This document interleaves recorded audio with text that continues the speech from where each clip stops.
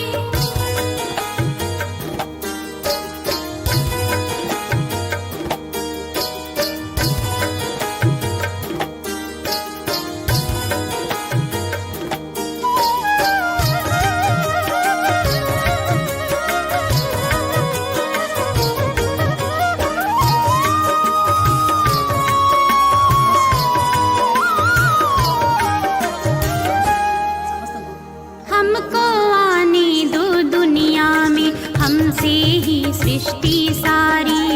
सोचो कैसी हो ये धरती, जो ना हो जग में नारी। हमको आने दो दुनिया में, हमसे ही सृष्टि सारी।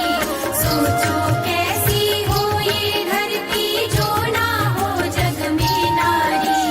हम है शीतल, हम है कोमल, पर ना समझो हम है अबल। वक्त पड़े तो चट्टानों को भी कर देते हम घायल। हम है दुर्गा, हम है काली।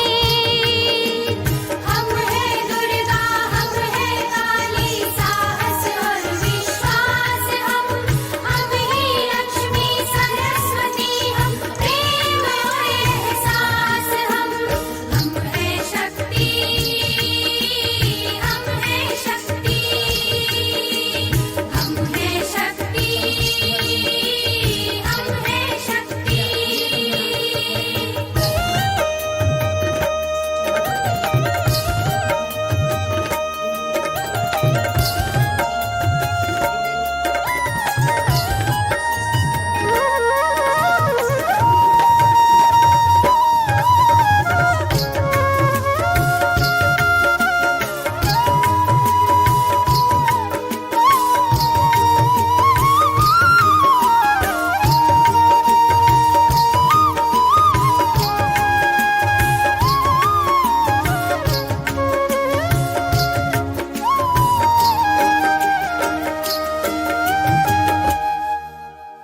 आज प्रगति की दिशा में हमने कदम ये रख दिए।